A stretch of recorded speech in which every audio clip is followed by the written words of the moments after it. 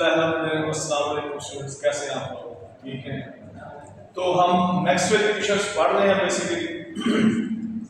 तो आज हमने एक एप्लीकेशन पढ़नी है मैक्सवेल इक्वेशन की। तो जो मोस्ट इंपॉर्टेंट एप्लीकेशन है मैक्सवेल इक्वेशंस की वो ये है कि एक इलेक्ट्रोमैग्नेटिक वेव को ड्राइव करना using Maxwell equations. So this is a consequence of the Maxwell equations. तो चार तरह की हमने मैक्सवेल इक्वेशंस पढ़ी हैं। एक है del cross H is equal to J plus partial D by partial T, जो generalization form of the Ampere circular law है, जो सबसे पहले हमने ये इक्वेशन ड्राइव की थी। दूसरी इक्वेशन है इसकी डेल क्रॉस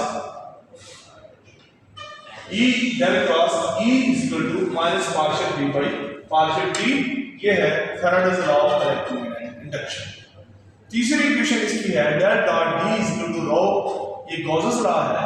और चौथी इक्वेशन है del dot D is equal to zero, जिसकी हमने सिग्निफिकेंस ये पढ़ी थी कि no monopole has been observed, यानी कि मैग्नेट के अंदर हमेशा दो पोल्स ही एग्जिस्ट करते हैं।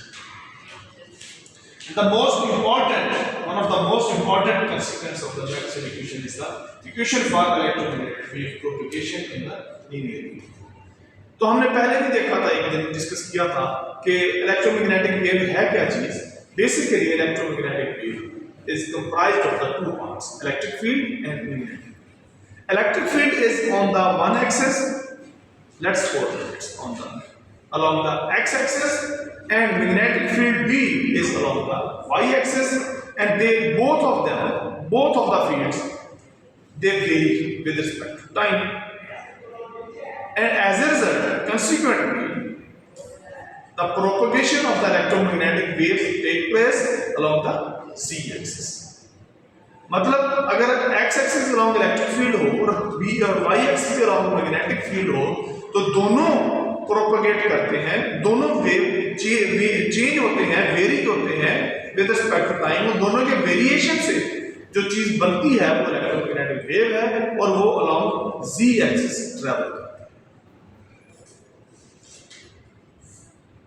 The wave equation for h is derived by taking the curl of del cross h is equal to j plus partial d by partial t।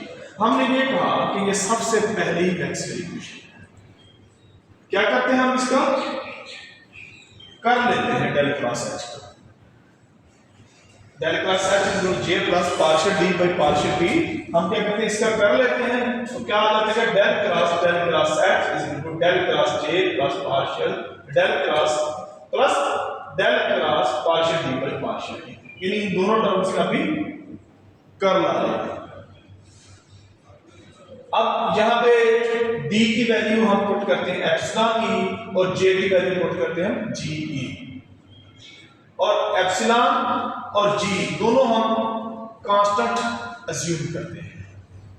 तो हमारे पास इक्वेशन 1 फिर यूं बन जाएगी del cross h is equal to g del cross e plus epsilon partial by partial t del cross e। Equation number 2। अब हम second Maxwell equation यहां पे यूटिलाइज करते हैं, वो क्या है del cross E is equal to minus partial d by partial t, जो हमने कहा Faraday's law of electromagnetic induction. किस लिए? To eliminate del cross E in equation number 2, यानी इससे जान छुड़ाने के लिए, डेल क्रॉस E से इसको खत्म करने के लिए हम इसकी जगह क्या पुट करेंगे minus partial d by partial t।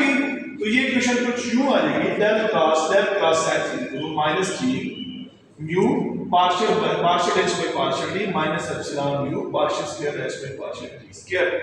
अब इसके अंदर हमने दो चीजें और पुट की, एक तो ये पुट किया ना डेल क्रॉस e को minus partial b bye partial t जहां पे, दूसरा हमने b की जगह म्यू h पुट कर दिया है, और del cross is equal to del dot minus del square, ये एक वेक्टर आइडेंटिटी यहां पे यूज की है,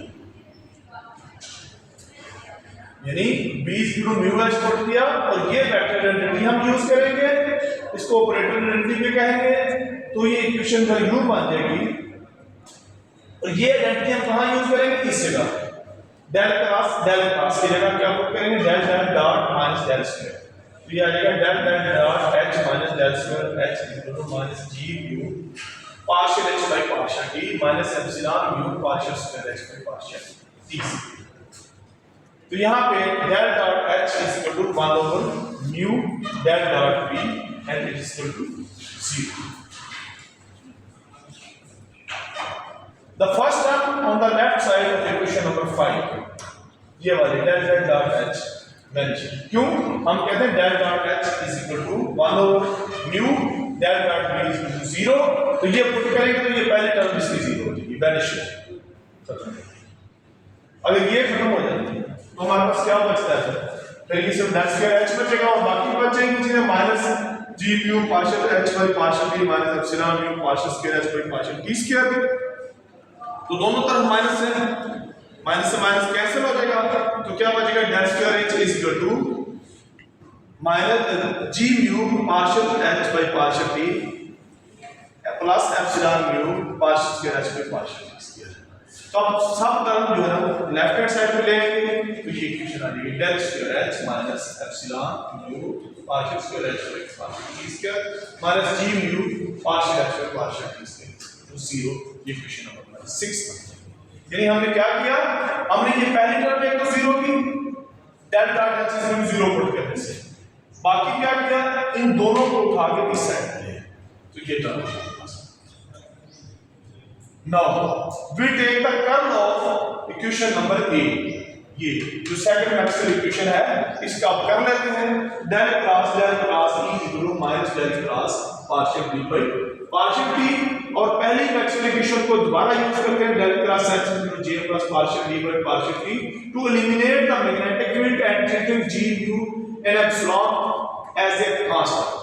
तो रिजल्टेंट इक्वेशन जो बनेगी हमारे पास ये सारे ये दोनों चीजें पुट करने के बाद del cross E equal to minus g mu partial e by partial t minus epsilon mu partial square by partial t square।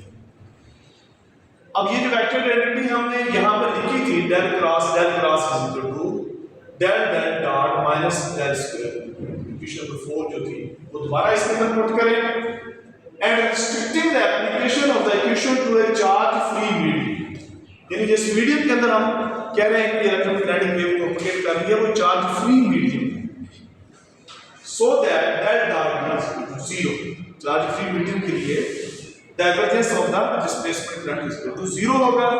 तो क्या इक्वेशन हमारे पास बच जाएगी यहां से del square E minus epsilon mu partial square E by partial t square minus g mu partial E by partial t is equal to 0।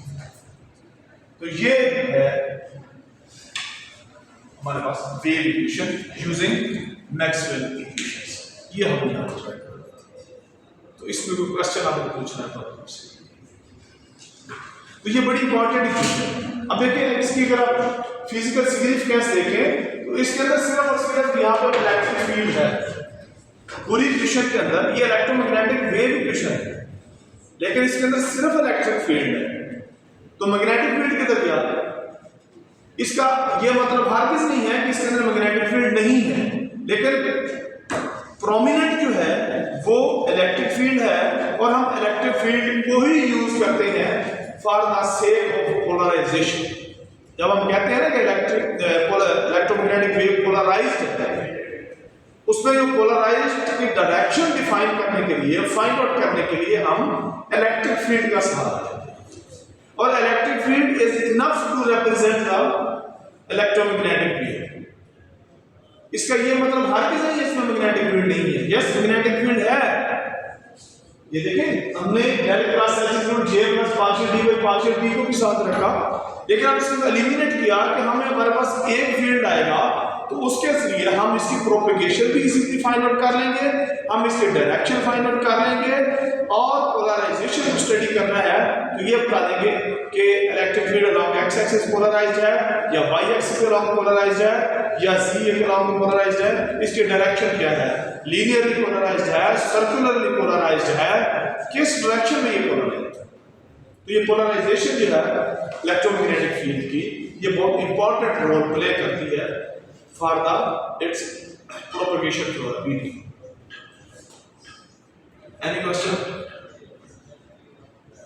तो ये basically इस टॉपिक में एमसीक्यूज और लॉन्ग क्वेश्चन दोनों बड़े जबरदस्त बन सकते हैं कि using the Maxwell equation find out the electromagnetic wave equation. ये भी कहा जा सकता है कि using first two Maxwell equations write the wave equations in a charge free medium, charge free medium जिसके अंदर कोई ईएमएफ सोर्सेस नहीं है। Thank you very much.